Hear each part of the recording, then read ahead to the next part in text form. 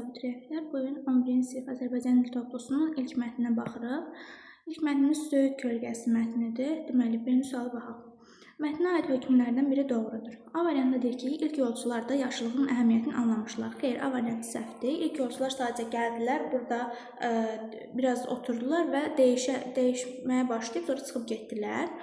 B variantında deyir ki, yolcuların çoxu Söyüdün kölgəsi az olduğu üçün minnətdarlıq etmirdi. Xeyr, B variantı da səhvdir. İkinci gələn yolcular Söyüdün kölgəsinin az olduğu üçün yox, söyüd ağacı yerinə meyvə ağacı əkməsini, yəni əkməsi haqqında fikir bildirirlər. C variantında deyir ki, Salman kişi insanların fikrindən sonra bir daha zəhməməyə qənaətinə gəldi. Xeyr, bu haqda heç məlumat yoxdur. D variantında deyir ki, Salman kişinin insanlara etdiyi yaxşılıq təmənnalı idi. Xeyr, təmənnasız idi. O bunu özünə belə deyə də borc kimi düşünürdü. Y variantında deyir ki, Salman kişi düşünürdü ki, insanlar qarşısında borcunu yerinə yetirib. Bəli, insanlara deməli, qarşılıqsız borcunu yerinə yetirib. İkinci suala baxaq. Mətnə əsasən hansı suala cavab vermək mümkündür? A variantında deyir ki, Saz bulağının suyu niyə azalmışdı? Saz bulağının suyunun azalması haqqında heç bir məlumatımız burada yoxdur. B variantında deyir ki, yolcular hara gedirdilər? Yolcuların harasa getdiyi haqqında məlumatımız yoxdur. Yəni, sadəcə onların dəyişməsindən danışılır. C variantında deyir ki, Salman kişi yolcuların narazılığını necə bildirdi? Salman kişi yolcuların narazılığını bildirmir. Sadəcə onlara qulaq asır ki, görün ağac haqqında nəsə deyirlər ya yox. D variantı deyir ki, Salman kişi söyüd ağacını hansı məqsədlə əkmişdir? Bəli, D variantı düzdür. Çünki buna cavab verə bilirik ki, bu deməli ağacı buradan keçənlərin sərinləməsi məqsədi ilə, gəlib gedəni salamlaması məqsədi ilə əkmişdir. Burada da görürük. Üçüncü sual. Mətndə altına xətt çəkilmiş ifadənin kontekstə uyğun şərhini və ona uyğun nümunəni müəyyən edin. Deməli, altına xətt çəkilmiş ifadə yayınmaqdır. Günün istisindən yayınmaq, günün istisindən deməli gizlənmək kimi götürə bilərik. A variantda deyir ki, boyun qaçırmaq.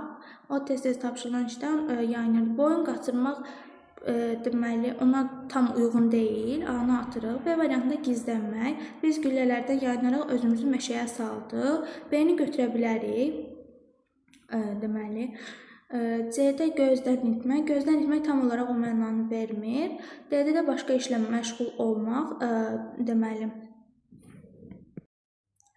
başqa işlə məşğul olmaq, yəni onun mətndəki mənasını vermir. Y variantı hədəfə dəyməmək, yəni əlaqəsi yoxdur onunla.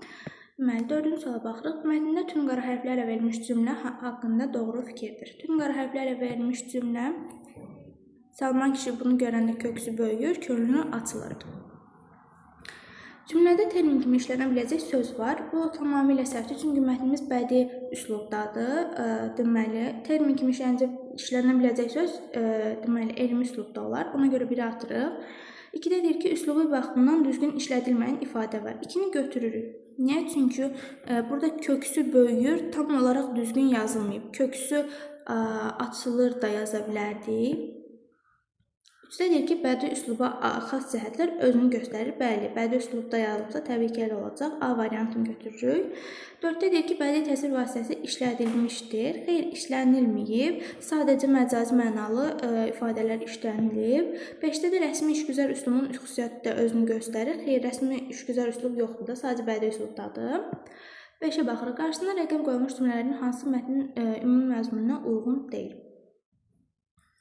Deməli, baxırıq. Deməli, birinci cümləmiz buradadır. Salman kişi yol ağzında bir söyüd ağacı əkdi. Bu ardıcıllıqla gedir, ona görə biri atırıq. Sonra 2-yə baxırıq. Şəhərlinin sözü Salman əmini bərk tutdu, qayıdıb dayəsinə gəldi. Bu da düzgündür, ardıcılığı tamamlayır. 3-ə baxırıq. Bilirdim ki, bu kölgənin qədrini bilənlər olacaq. Bu da düzgündür. İndi sizin rahatlığınızı görəndə, söhbətinizi eşidəndə bütün ağrılarım yadımdan çıxır, canımdan çıxır. Bu da düzgündür, ardıcılığı tamamlayır. 5-ci cümləyə baxırıq. Biz də gərək əkək becərək ki, bəhrəsindən ancaq özümüz istifadə edək. Ancaq özümüz istifadə edək, yəni düzgün çıxmır. Əkək becərək ki, yəni hər kəs buradan ötən bunun bəhrəsindən istifadə etsin. Cavabımız B variantı, yəni 5-ci cümlə. 6-ya baxırıq. Obrazlardan birinin nitqindəki bir cümləni mətn üçün əsas fikir hesab etmək olar. Həmin cümləni müəyyən edib yazın. Deməli, üçüncü gələn adamlar o biçinçilərdən biri Salman kişinin sözünü kəsir və deyir ki, zər qədrini zərgər bilər. Qədrini zərgər bilər. Cümləni deməli, əsas fikir götürə bilərik. 7-də deyir ki, bəzi insanlar özünə edilmiş yaxşılıq əvəzini minnətdarlıq etməkdənsə bu yaxşılığın az olduğunu, daha çoxunu edilə biləcəyini iddia edirlər. Fikrini mətndə aid olduğu epizodu ifadə edərək yazın. İkinci gələn adamlar ki var idi, deməli, deyirdi ki, deyirəm zəhmət çəkib ağac əkəsən, heç olmasa meyvə ağacı əksənə. Yəni, deməli, bu insan deməli, təşəkkür eləmək əvəzinə həmin ağacı əkən adam üçün, yəni Salman kişi üçün sadəcə deyir ki, söyüd ağacı əkmək yerinə meyvə ağacı əkərdin. Həmin bu deməli, fikirlə uyğunlaşdıra bilərik.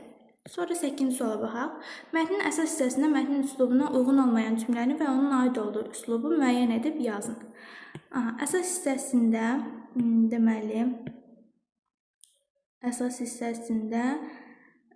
deməli, buranı götürürük. Deməli, burada üçüncü gələnlər deyir, rəhmət içində olasından ayağa çəkən kişi kök sistemi yaxşı inkişaf etdiyindən kökü torpağın dərinliyə qədər azlan olmağı vacib amillərin biridir. Mətn özü bədii üslubdadır, amma bu məlumat elmi üslubdadır. Yəni, burada kök sistemi, yəni termindən istifadə olunur. Sonra 9-cu suala baxırıq. Əsas mətnin və çərçivədə verilmiş əlavə mətnin üslubu xüsusiyyətlərini müqayisə edərək cədvəli tamamlayın. Əsas mətnimiz dedik bədii üslubdadır. Arxaizmdən istifadə yaza bilərik.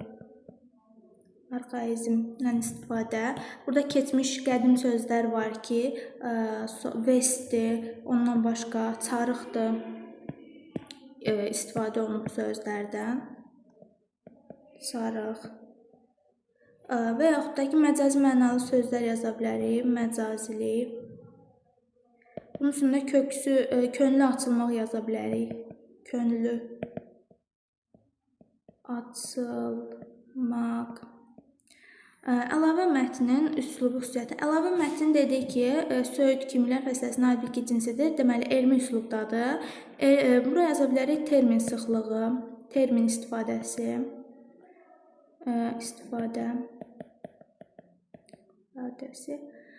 Buraya yaza bilərik söyüd kimilər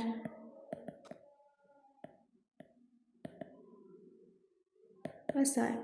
Sonra 10-cu suala baxırıq. Qarşısında demək, kvadrat işarəsi qoyulmuş cümlənin məcazi mənalı söz və ifadələrlə zənginləşdirib yenidən yazın. Deməli, həmin cümləmiz yolçular yay günlərində bulaqdan su içməmiş ötməzdilər. Yolçular göydən od ələnən yay günlərində bulaqdan su içməmiş ötməzdilər yaza bilərik. Yəni, burada bir dənə məcazi mənalı söz artıra bilərik. Deməli, göydən od ələnən.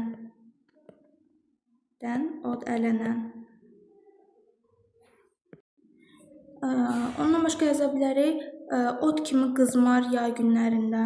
Od kimi qızmar yay günlərində. Deməli, buradan keçib su içmədən ötməzlər və s. Bu kimi fikirlər yaza bilərik. Sağ olun.